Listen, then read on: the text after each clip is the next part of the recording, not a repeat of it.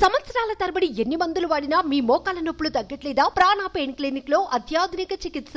చెప్పదండి, Congress MLA Medipalli సత్యం భార్య ఆత్మహత్య చేసుకోవడం తీవ్ర విషాదాన్ని నింపింది. ప్రభుత్వ టీచర్ గా పనిచేస్తున్న రూపాదేవి గురువారం సాయంత్రం అల్వాల్ పంచశీల కాలనీలో తమ నివాసంలోనే ఉరివేసుకుని ఆత్మహత్యకు పాల్పడ్డారు.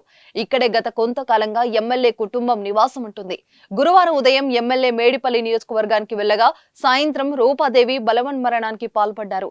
విషయం తెలుసుకున్న ఆయన హుటాహుటిన హైదరాబాద్ కు వచ్చారు. మేడిపల్లి సత్యం, రూపాదేవి ఉస్మానియాలో కలిసి చదువుకున్నారు. ఇద్దరు క్లాస్మేట్స్. 10 ఏళ్ల కిందట ప్రేమించి పెద్దలను ఒప్పించి పెళ్లి చేసుకున్నారు. మేడిపల్లి విద్యార్థి నాయకుడిగా ఎదిగి రాజకీయ అరంగేటం చేశారు.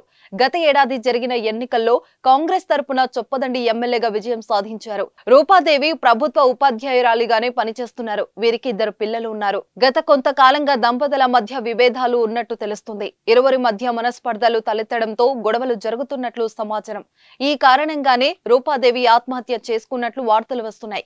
ఆమె గత 2 రోజులుగా స్కూల్ కి వెళ్లకుండా ఇంటి దగ్గరే ఉన్నారు. ఇంతలోనే ఒక్కసారిగా ఆత్మహత్య చేసుకోవడం కలకలం రేపుతుంది. పోలీసులు ఆత్మహత్యకు గల కారణాలను ఆరా తీస్తున్నారు. కాంగ్రెస్ నాయకులు వారి కుటుంబ సభ్యులను పరామర్శించారు. సుమన్ టీవీలో మీ పర్సనల్ అండ్ బిజినెస్ ప్రమోషన్స్ కోసం కింది నెంబర్ కి కాంటాక్ట్ చేయండి.